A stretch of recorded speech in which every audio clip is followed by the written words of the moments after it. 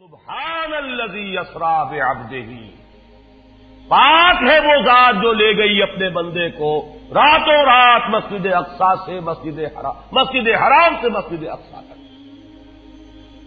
اگر یہ بات کسی انسان کی طرف منسوب ہوتی تو بات اور تھی، اگر یہ فعل حضور کی طرف منسوب ہوتا کہ حضور گئے تو بات اور تھی کہ میں آیا نہیں لایا گیا ہوں، حضور گئے نہیں لے جائے گئے ہیں، اور لے جانے والے وہ ذات ہے سبحان الذی اسری، وہ پاک ہے ہر عیب سے، ہر نقص سے، ہر ذوق سے، ہر کوتاہی سے، وہ منزہ ہے، اعلی ہے، عرفہ ہے، بالا تر ہے، لہذا اس کی قدرت سے یہ ہرگز بعید نہیں کہ وہ اپنے بندے کو راتوں رات مسجد حرام سے مسجد اقصی اور پھر مسجد اقصی سے سدرۃ المنتہا تک لے جائے اور واپس لے آئے اور پھر مسجد حرام میں پہنچا دے۔ اور بعض روایات میں آتا ہے کہ وضو کا پانی ابھی بہ رہا تھا اور کنڈی جو ہے حضور کے مکان کی وہ ابھی ہل رہی تھی، معلوم ہوا وقت نہیں گزرا۔ میں کچھ بیان کروں گا، میرے بیان کرنے میں کچھ کمی اور بیشی ہونے کا اندیشہ ہے۔ اگر ہم اتنے خوش قسمت ہیں کہ وہ واقعہ ہمارے پاس ایک مفصل حدیث کی شکل میں موجود، اور حدیث بھی دوسرے یا تیسرے طبقے کی کتابوں کی نہیں، متفق علیہ، جس میں روایتاً جیسا کہ میں نے عرض کیا جس کا پایا تقریباً قرآن کے برابر، اور اس حدیث کے راوی ہیں حضرت مالک ابن صعصعہ رضی اللہ تعالی عنہ۔ ان کے بارے میں ایک بات ہے بڑی اہم، وہ نوٹ کر لیجئے۔ یہ انصاری صحابی ہیں، ان میں سے نہیں ہے کہ جنہیں حدیثیں بیان کرنے کا کوئی زیادہ شوق رہا ہو، یہ غالباً واحد حدیث ہے جو انہوں نے بیان کی، اور انہیں اس سے نہایت شغف تھا، نہایت محبت کے ساتھ انہوں نے اس کو محفوظ کیا تھا، اس کے ایک ایک لفظ کی حفاظت کی تھی۔ چنانچہ بعض دوسرے وہ صحابہ بھی جنہوں نے خود حضور سے یہ بات سنی ہوئی تھی، اب ایک تو وہ خود براہ راست روایت کر رہے حضور سے کہ ہم نے سنا، حضرت انس ابن مالک رضی اللہ تعالی عنہ خود، لیکن وہ صحابہ بھی ان کی خدمت میں خاص طور پر حاضر ہو کر ان سے اس روایت کو سنتے تھے، اس لیے کہ اس روایت میں ان کا درجہ بہت بلند ہے، ان کو اس سے بہت شغف تھا۔ تو صحابہ جو براہ راست حضور سے سن چکے وہ بھی ان کے پاس جا کر خاص طور پر اس حدیث کو سنا کرتے تھے۔ چنانچہ یہ روایت جو متفق علیہ ہے، یہ امام بخاری جو اس کو لائے ہیں عن قتادہ عن انس بن مالک عن مالک ابن صعصعہ رضی اللہ تعالی عنہم، حضرت انس ابن مالک سے روایت موجود ہے مسلم شریف میں براہ راست ان سے، لیکن یہ اس روایت کو بیان کر رہے ہیں حضرت مالک ابن صعصعہ رضی اللہ تعالی عنہ کے حوالے سے۔ روایت کیا ہے؟ ان النبی صلی اللہ علیہ وسلم حدثہم عن لیلۃ اسری بہ۔ اب دیکھیے یہ مرفوع حدیث ہو گئی، حضرت صعصعہ بیان فرما رہے ہیں کہ نبی اکرم صلی اللہ علیہ وسلم نے خود ہمیں سنایا، وہ حالات و واقعات سنائے جو اس رات کو پیش آئے جس رات کے انہیں لے جایا گیا۔ قال بینما انا فی الحطیم وربما قال فی الفجر، حضور فرماتے ہیں کہ میں اسی اثنا میں کہ میں حتیم میں تھا، اور ایک دوسری روایت میں الفاظ حجر آئے ہیں، وہ بھی کہتے ہیں اسی حصے کو، مضطجعا میں لیٹا ہوا تھا، اذ اتانی آتن کہ اچانک میرے پاس ایک آنے والا آیا۔ یہ آنے والے کون ہیں؟ حضرت جبرائیل، یہ بعد میں واضح ہو جائے گا۔ فَاشْتَقَّ مَا بَيْنَ هَٰذِهِ إِلَىٰ هَٰذِهِ، حضور نے اشارہ فرمایا، اس نے یہاں سے یہاں تک میرا سینہ چاک کیا، یعنی من طفرت نہرہ ہی الی شعرتہ ہی، یہ جو گڑھا ہے حلق کا گڑھا، یہاں سے لے کر تیرے ناک تک سینہ چاک کیا، فاستخرج قلبی، اور میرا دل نکالا، ثم اعطیت بطست من ذهب مملوء ایمانا فغسل قلبی، پھر ایک تشت لایا گیا سنہری جو ایمان سے مملو تھا، بھرا ہوا تھا، تو پھر اس کے ذریعے سے میرے اس قلب کو، سینے کو دھویا گیا، ثم غسل ثم اعید، وفی روایت اس کے بعد اس کو لوٹا دیا گیا اور پھر وہ زخم بھی سی دیا گیا۔ ایک روایت میں آتا ہے ثم غسل البطن بماء زمزم ثم ملئ ایمانا وحکمتا، اسی طریقے سے پورے پیٹ کو بھی صاف کیا گیا مائے زمزم سے، اور اس میں بھی ایمان اور حکمت بھر دیے گئے۔ ثم اعطیت بدابۃ، پھر میرے پاس ایک چوپایا لایا گیا، دون البغل فوق الحمار، جو بغل یعنی خچر سے تو کچھ چھوٹا تھا، اور حمار یعنی گدھے سے کچھ بڑا تھا، اب یہ جو سفید تھا، یقال لہ البراق، جس کا نام براق ہے، وَيَدَعُ خَطْوَهُ عِنْدَ أَقْصَى طَرْفِهِ، اور اس کا ہر قدم اس کی حد نگاہ پر جا کر پڑتا تھا۔ فَعِلْتُ عَلَيْهِ، میں اس پر سوار ہوا، فَانْطَلَقَ بِي جِبْرَائِیل، اب یہاں نام آ گیا، وہ آنے والے کون تھے؟ پھر چلے میرے ساتھ حضرت جبرائیل، حتی اتی السماء الدنیا، یہاں تک کہ وہ آسمان دنیا تک پہنچ گئے، جو پہلا آسمان۔ اب یہاں دیکھیے وہ روایت میں جو زمینی سفر کا درمیانی حصہ ہے وہ رہ گیا، دوسری روایات سے ہم اس کو جوڑ کر جمع کریں کہ پہلا زمینی سفر ہے، مسجد اقصیٰ تک پہنچے ہیں، وہاں جا کر روایت میں آتا ہے میں نے وہی اپنے اس خچر کو باندھا، براق کو، جہاں انبیاء باندھا کرتے تھے، اور پھر وہاں میں نے نماز ادا کی، بہت سے لوگ جمع ہوئے، میں منتظر تھا کہ کون نماز پڑھائے گا، کہ جبرائیل نے میرا ہاتھ پکڑ کر مجھے آگے کیا، میں نے نماز پڑھائی، اور پھر جبرائیل نے مجھے بتایا کہ یہ تمام انبیاء تھے جو اس دنیا میں مبعوث ہوئے ہیں، اور آج آپ نے ان سب کی امامت کی۔ یہاں سے پھر شروع ہوا ہے وہ دوسرا سفر، لیکن جب پہلے آسمان تک پہنچے، فاستفتح، انہوں نے دستک دی، کھلوانا چاہا، قیل من ھذا، پوچھا گیا کون ہے؟ قال جبرائیل، انہوں نے جواب دیا جبرائیل۔ قیل ومن معک، پوچھا گیا کہ آپ کے ساتھ کون ہے؟ دیکھیے یہاں ذہن میں رکھیے گا، اس امکان کو کوئی شخص مسترد نہیں کر سکتا کہ ان ملائکہ کے علم میں ہو، لیکن پھر بھی پوچھ رہے ہیں، قانون قانون ہے، دروازے پر دستک دینی ہوگی، آئیڈینٹی ڈسکلوز کرنی ہوگی، چاہے علم میں ہو۔ جج جو ہے وہ اپنے علم کی بنیاد پر فیصلہ کبھی نہیں دے گا، وہ تو مقدمے کی سماعت ہوگی، شہادتوں کی بنیاد پر فیصلہ ہوگا۔ ذاتی علم کی بنیاد پر کرنا ہے تو وہ خود کسی اور عدالت میں اس مقدمے کو منتقل کرے اور وہاں گواہ کی حیثیت سے پیش ہو، تو قانون قانون ہے۔ پوچھا گیا آپ کے ساتھ کون ہے؟ قال محمد صلی اللہ علیہ وسلم۔ قیل وقد ارسل الیہ، پوچھا گیا کیا انہیں بلایا گیا ہے؟ قال نعم، انہوں نے فرمایا ہاں۔ قیل مرحبا بہ فنعم المجیء،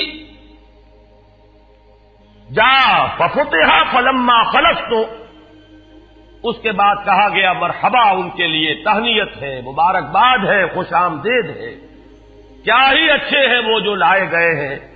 پھر وہ سمائے دنیا جو ہے اس کا دروازہ کھولا گیا، میں اس میں داخل ہوا، فیضا فیہا آدم، میں نے دیکھا وہاں حضرت آدم تشریف فرما ہے۔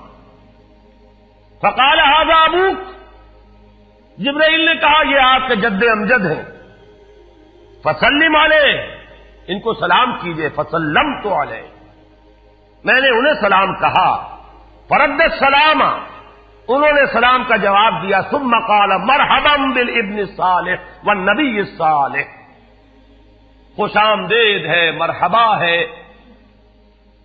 صالح بیٹے اور صالح نبی پر۔ ثم صعد بی، پھر مجھے اور اٹھایا گیا، حتی اتی السماء الثانیہ، یہاں تک کہ جبرائیل پہنچ گئے دوسرے آسمان تک۔ فاستفتح، پھر وہی سوال و جواب ہے، میں اب ترجمہ نہیں کروں گا۔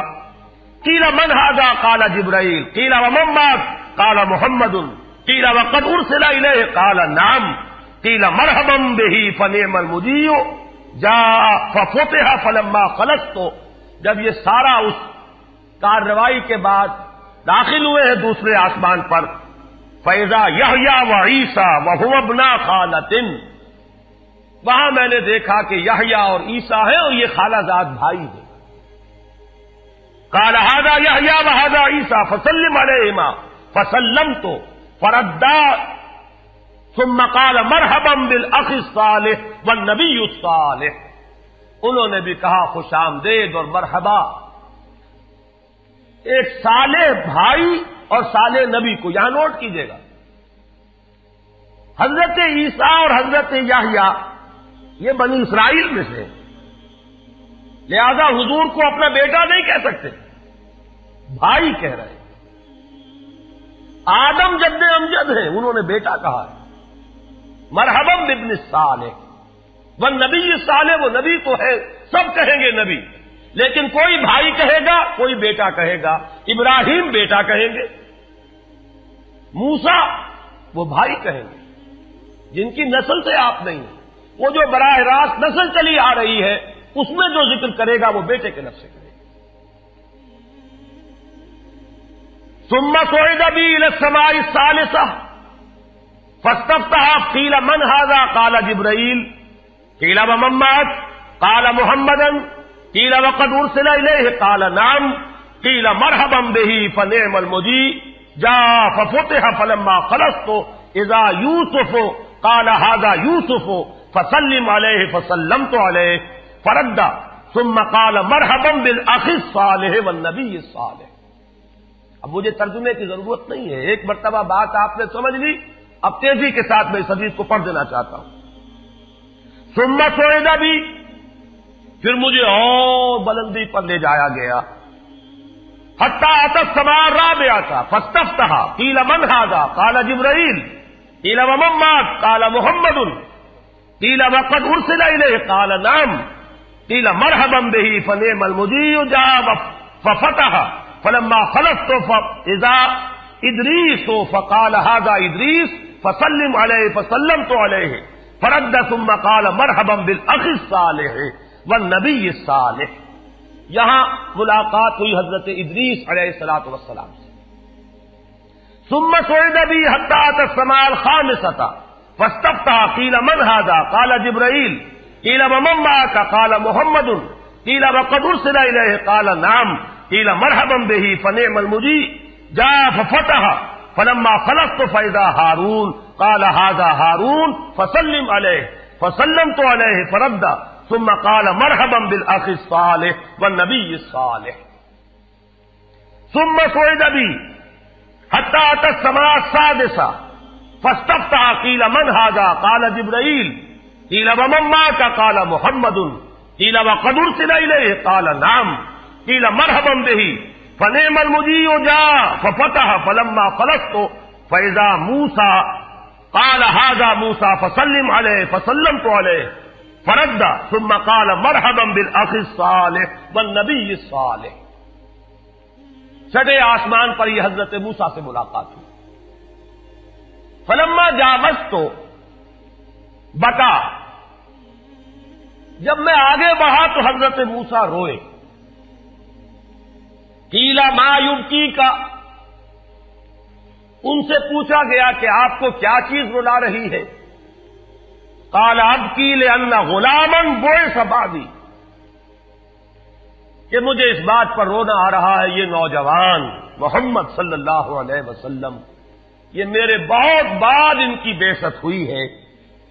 يدخل الجنت من امته اکثر ممن يدخلها من امتی، میرے بہت بعد آنے کے باوجود ان کی امت میں سے جنت میں داخل ہونے والوں کی تعداد میری امت کے مقابلے میں بہت زیادہ ہوگی. بہرحال اپنی امت کا خیال تو ہے، وہ شفقت جو نبی اور رسول کو اپنی امت پر ہونی چاہیے وہ ہے بتمام و کمال. اسے معاذ اللہ کسی حسد پر معمول نہ کیجیے، بلکہ وہ جو احساس ہوا ہے اپنی امت کی محرومی کا، وہ ہے کہ جس نے حضرت موسیٰ علیہ السلام پر یہ کیفیت طاری کی. ثم صعد بی، پھر مجھے اور بلند کیا گیا الی السماء السابعۃ، ساتویں آسمان پر. فاستفتح قیل من ھذا قال جبرائیل، قیل ومن معک قال محمد صلی اللہ علیہ وسلم، قیل وقد بعث الیہ قال نعم، قیل مرحبا به فنعم المجیء جاء. فلما خلصت فاذا ابراہیم قال ھذا ابوک ابراہیم فسلم علیہ، فسلمت علیہ فرد السلام ثم قال مرحبا بالابن الصالح والنبی الصالح. حضرت ابراہیم نے پھر استقبال کیا، خوش آمدید صالح بیٹے اور صالح نبی کے لیے. ثم رفعت، اب ذرا یہاں نوٹ کیجئے گا، یہاں سوئد تو نہیں آیا، سوئد ابھی نہیں آیا، رفعت. پھر مجھے اور بلند کیا گیا الی سدرۃ المنتہی،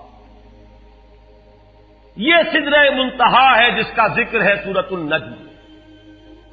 اسی سدرۃ المنتہا کے پاس جنت ماوا ہے، وہ جس کا وعدہ کیا گیا ہے، جو ٹھکانہ بنے گی اللہ کے نیکوکار بندوں کا، جس میں وہ رہیں گے ہمیشہ ہمیش. فادخلوها خالدین، وہ بھی وہی ہے. پھر اٹھائے گئے حضور بیت المعمور تک. ثم اعطیت باناء من خمر واناء من لبن واناء من عسل. پھر میرے سامنے یہ بیت معمور کیا ہے یہ بھی جان لیجئے.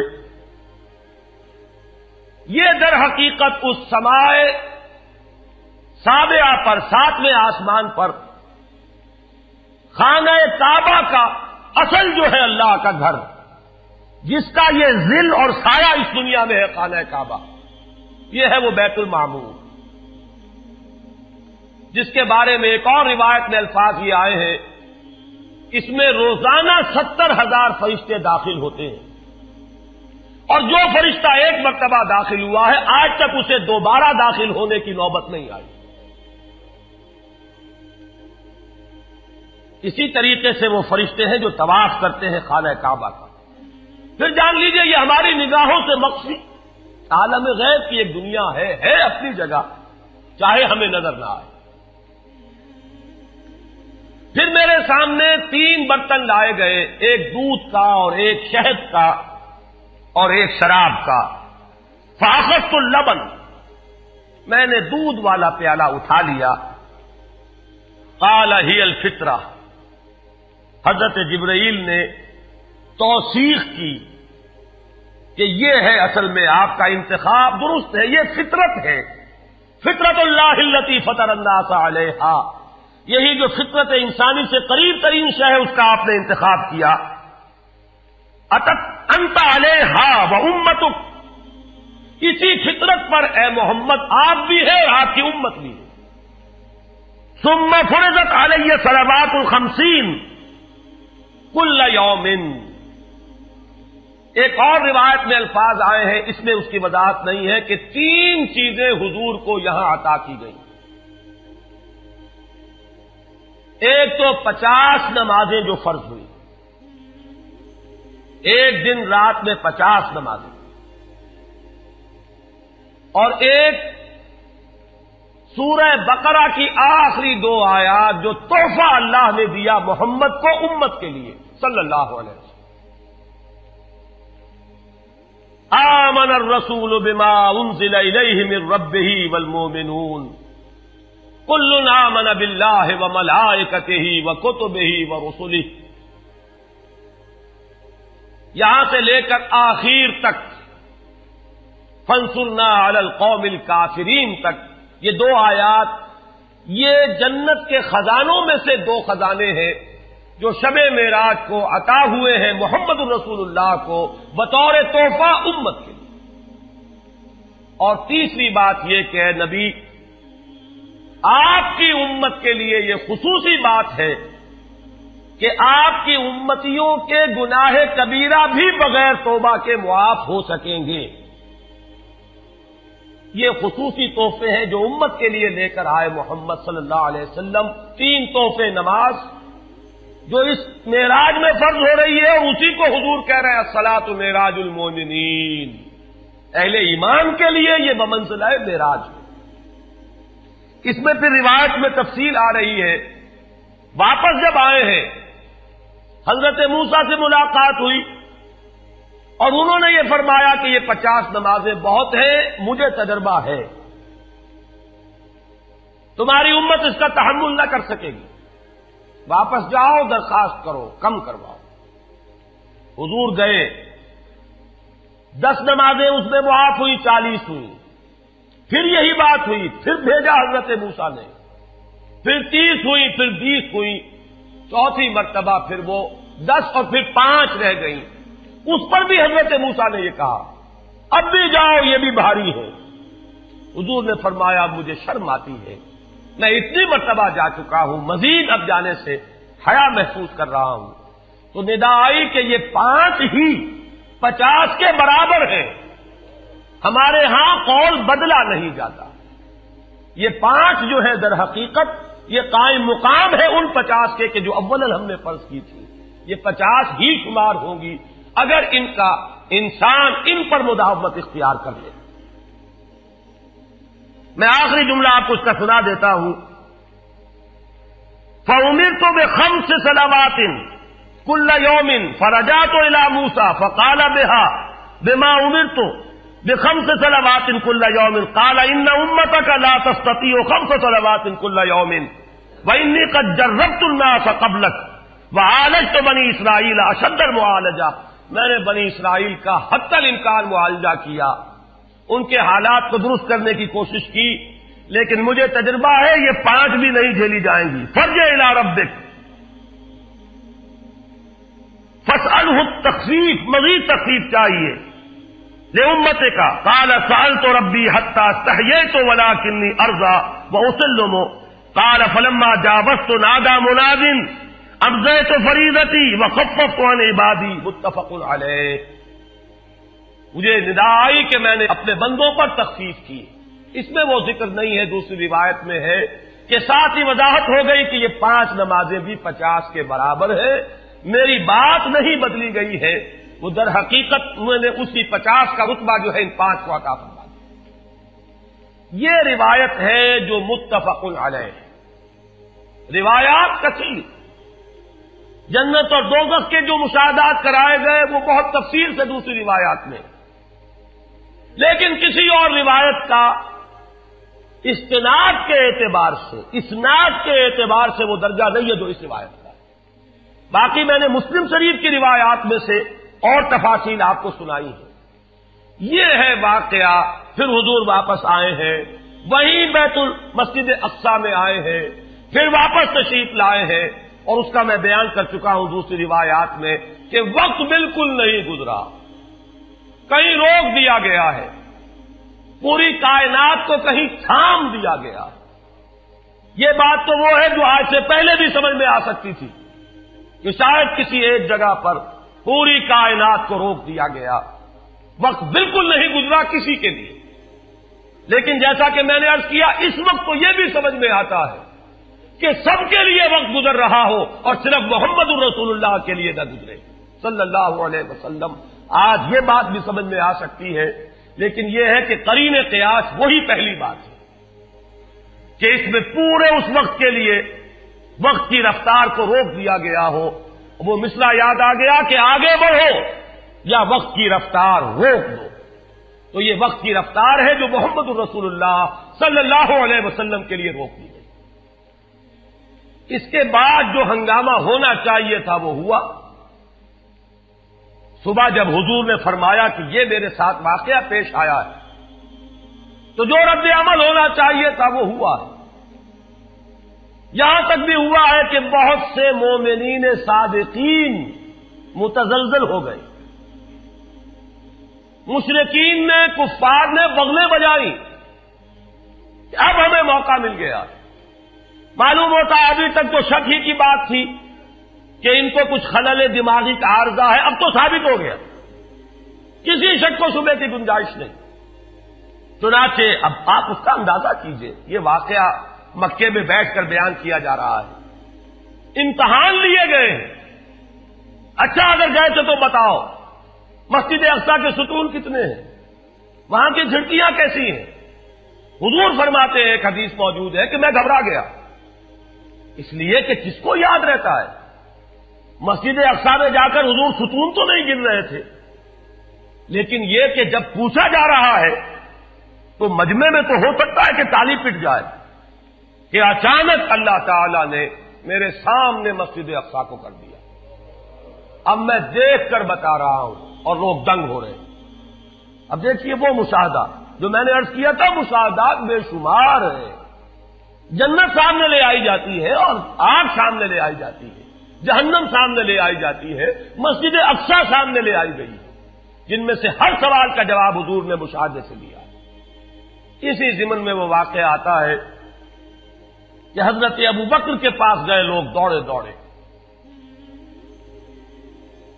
وہ یہ سمجھتے تھے کہ اگر یہ پالا ہم مار لیں تو پھر ہماری جیت ہے، ابوبکر کو اگر ہم متزلزل کر دیں تو پھر گویا کہ ہمارے لیے کوئی اور پرابلم نہ رہے گا۔